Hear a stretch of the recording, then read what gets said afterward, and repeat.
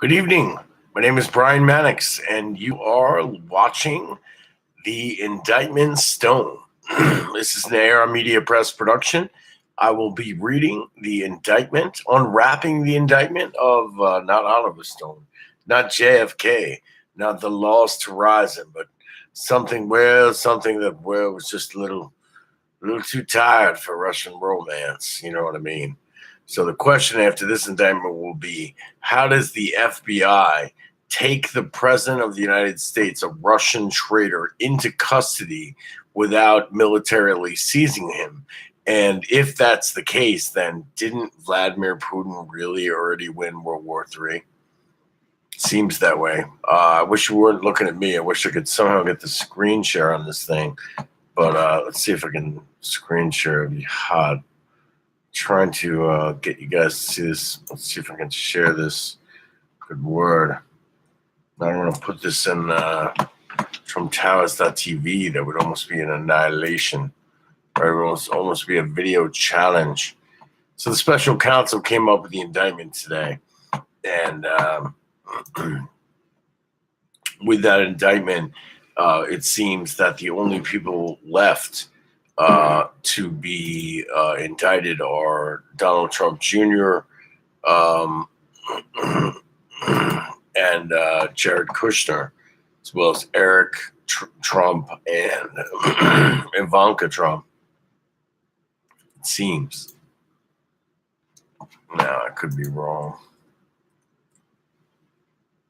But I'm not. See you guys. All right. All right, let's save this right here. Excuse me. So now we're going to read from the justice.gov/SCO, which is the special counsel's office in the United States Department of Justice. It says, due to a lapse in appropriations, Department of Justice websites will not be regularly updated. The department's essential law enforcement and national security functions will continue. Please refer to the Department of Justice's contingency plan for information for employees during the lapse in appropriations. And then they have special counsel's office, and it says related court documents. It says U.S. versus Roger Jason Stone Jr., 119-CR18, District of Columbia. It says Roger Jason Stone Jr., 66, of Fort Lauderdale, Florida, was arrested in Fort Lauderdale on January 25th, 2019, following an indictment by a federal grand jury on January 24th, 2019, in the District of Columbia. The indictment, which was unsealed upon arrest, contains 7 counts, 1 of obstruction of justice of an official proceeding, 5 counts of false statements, and 1 count of witness tampering. Here, my friends, is the indictment. The United States of America versus Roger Jason Stone Jr., defendant. Indictment. The grand jury for the District of Columbia charges. Introduction. 1.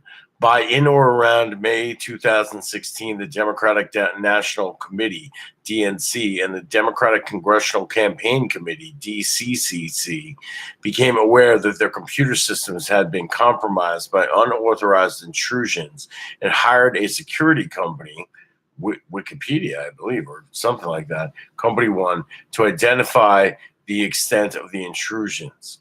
On or about June 14th, 2016, the DNC, through Company One, publicly announced that it had been hacked by Russian government actors. From in or around July 2016 through in or around November 2016, an organization, Organization One, had previous. Oh, this is different than Company One. I got it. Okay, so this is different. This Organization One is Wikipedia. Company One is some random other company. So from in or around July 2016 through in or around November 2016, an Organization One, which had previously posted documents stolen by others from U.S. persons, entities, and the U.S. government, released tens of thousands of documents stolen from the DNC and the personal email account of the chairman of the U.S. presidential campaign of Hillary Clinton, (Clinton campaign), A. On or about July 22nd, 2016, Organization 1 released documents stolen from the DNC. B. Between on or about October 7th, 2016, and on or about November 7th, 2016, Organization 1 released approximately 33 tranches of documents that had been stolen from the personal email account of the Clinton campaign chairman, totaling over 50,000 stolen documents. 4. Roger Jason Stone Jr. was a political consultant who worked for decades in U.S. politics and on U.S. political campaigns. Stone was an official on the U.S. presidential campaign of Donald J. Trump campaign, until in or around August 15 to August 2015, and maintained regular contact with and publicly supported the Trump campaign through the 2016 election.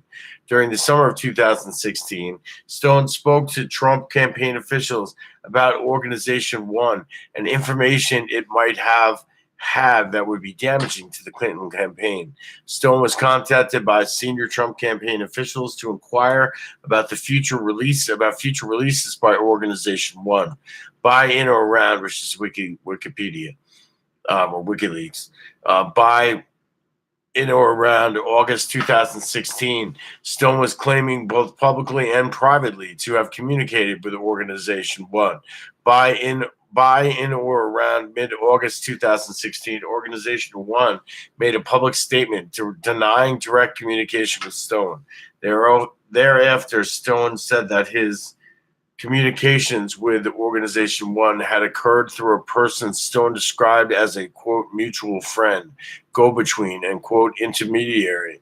Stone also continued to communicate with members of the Trump campaign about Organization 1 and its intended future releases. 7.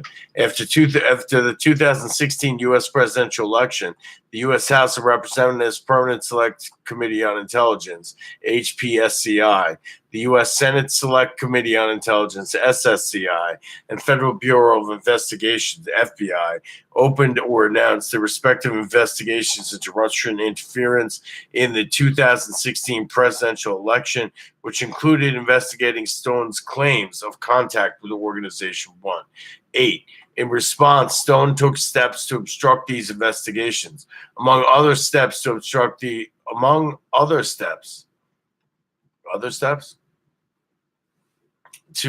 the investigations, Stone A. made multiple false statements to HPSCI about his interactions regarding Organization 1 and falsely denied possessing records that contained evidence of these interactions, and B. attempted to persuade a witness to provide false testimony to and withhold pertinent information from the investigations. Other relevant individuals. And then I'm going to go and make sure that this is being tweeted, or maybe I'll just do it right now.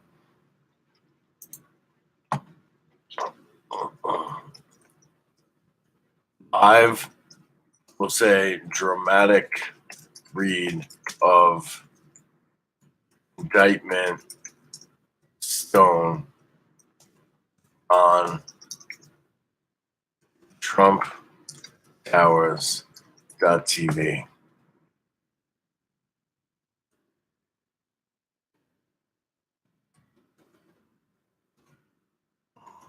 Roger. Come on. Roger Stone arrested.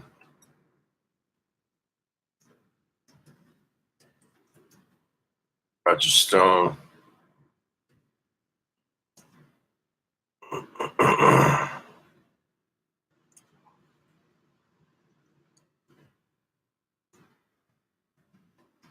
Special counsel.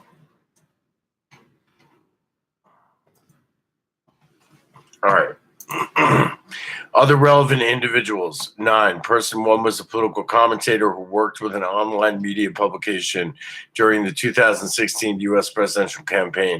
Person 1 spoke regularly with Stone throughout the campaign, including the release of stolen documents by Organization 1. I'm assuming person 1 is Julian, or not sure. Sean Hannity. Person two is a radio host who had known Stone for more than a decade. In testimony before HPSCI on or about September 26, 2017, Stone described person two, without naming him, as an intermediary go-between a mutual friend to the head of Organization 1. In a follow-up letter to HPSCI dated October 13th, 2017, Stone identified person two by name and claimed person two was, quote, the, quote, gentleman who confirmed for Mr. Stone, unquote, that the head of Organization 1 had, quote, and the quotes in the quotes, emails related to Hillary Clinton, which are pending publication. Background: Stone's communications about Organization 1 during the campaign. 11. God, this is going to take a long time. By in or around June and July 2016, Stone informed senior Trump officials that he had information indicating Organization 1 had documents whose release would be damaging to the Clinton campaign. The head of Organization 1 was located at all relevant times at the Ecuadorian Embassy in London, United Kingdom. After the July 22nd, 2016 release of stolen DNC emails by Organization 1, a senior Trump campaign official was directed to contact Stone about any additional releases and what other damaging information Organization 1 had regarding the Clinton campaign. Stone thereafter told the Trump campaign about potential future releases of damaging material by Organization 1. 13. Stone, and not Emma, also corresponded with associates about contacting Organization 1 in order to obtain additional emails damaging to the Clinton campaign. A. On or about July 25th, 2016, Stone sent an email to person 1 with the subject line, "Get to the head of Organization 1. The body of the message read, "Get to the head of Organization 1 at Ecuadorian Embassy in London and get the pending Organization 1 emails. They deal with Foundation, allegedly," unquote. On or about the same day, person 1 forwarded Stone's email to an associate who lived in the United Kingdom and was a supporter of the Trump campaign. On or about July, who I assume is what's his name? That weird guy who told the professor, Papa Sergio or whatever. B. On or about July 31st, 2016, Stone emailed person 1 with the subject line, "Call me Monday, Mon." Unquote. The body of the email read in part, "The person 1's associate in the United Kingdom should see head of Organization 1. On or about August 2nd, 2016, person 1 emailed Stone. Person 1 wrote,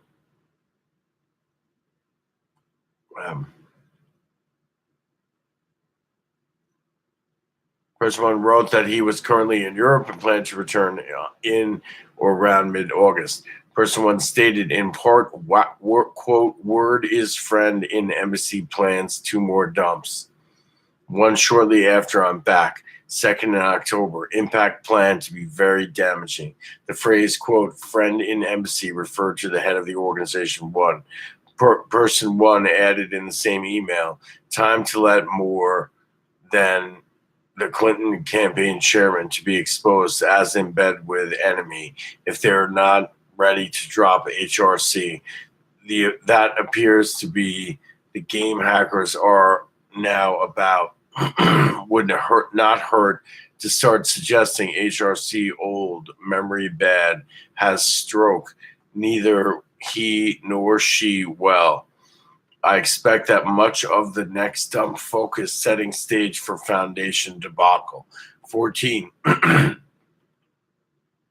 You're listening to AR Media Press. You're watching AR Media Press on TrumpTowers.tv. We are an independent news organization. My name is Brian Mannix, and I'm coming to you live from Jim Fistuckler's apartment, number 14. We're on page 4. It's like a 24-page indictment, so we might be here a while. If you want to get some coffee, you want to get some lemonade, that poor girl who sold her lemonade stand because she was so upset that John Kerry and Hillary Clinton were having an affair. It was all over the news. I mean, all over. Anyway, 14, starting in early August 2016, after receiving the August 2nd, 2016 email from person one, Stone made repeated statements about information he claimed to have learned from the head of Organization 1A. On or about August 8th, 2016, Stone attended a public event at which he stated, quote, I actually have communicated with the head of Organization 1. I believe the next tranche of its documents pertain to the Clinton Foundation, but there's no telling what the October surprise may be. On or about August 12, 2016, Stone stated during an interview that he was in communication with the head of Organization 1, but was, quote, not at liberty to discuss what I have. See, on or about August 16, 2016, Stone stated during an interview that it became known on this program that I have had some back channel communication with Organization 1 and the head of Organization 1. In a second interview on or about the same day, Stone stated that he communicated with the head of Organization 1 and that they had a mutual acquaintance who was a fine gentleman, unquote. On or about August 18th, 2016, Stone stated during a television interview that he had communication with the head of Organization 1 through an intermediary, somebody who was a mutual friend. On or about August 23rd, 2016, person 2 asked Stone during a radio interview, quote, you've been in touch indirectly with the head of Organization 1. Can you give us any kind of insight? Is there an October surprise happening? Stone responded, well, first of all, I don't want to intimate in any way that I control or have influence with the head of Organization 1 because I do not. We have a mutual friend, somebody we both trust, and therefore I am a recipient of pretty good information, unquote. Beginning on or about August, or no offense, I'm not reading this whole thing. I'm too tired. So TrumpTowers.tv, you're going to have to go back to your roses. You're going to have to understand that there's just no hope. There's no hope for rainbows. There's no hope for disappearing. There's no hope for sunshine. There's no hope for the rain. Right? The rain's gone. Rain's gone. It's not coming back. Now, I'm sorry that Jim Fistuckler had to put an American flag. I'm sorry that I had to look so much like Keith Olbermann in my anger that, well, it was almost a refuge for Donnie Deutsch to hang out and talk with Michael Cohen for hours on end. But it seems that AM Media Press, well, we're not quite there yet. We're not at the 20-minute mark, so perhaps we go back to the reading. But perhaps the viewers, the thousands of viewers that will see this tape one day will understand that the FBI, Lordy, is going to have to take the United States president, Donald Trump. The military is going to have to take him, incarcerate him, try him under the Supreme Court for treason against the United States of America. Get ready, folks. Ante up. You're listening to Brian Mannix playing Jim Fistuckler on AM Media Press and TrumpTowers.tv. See you next week. Or later tonight.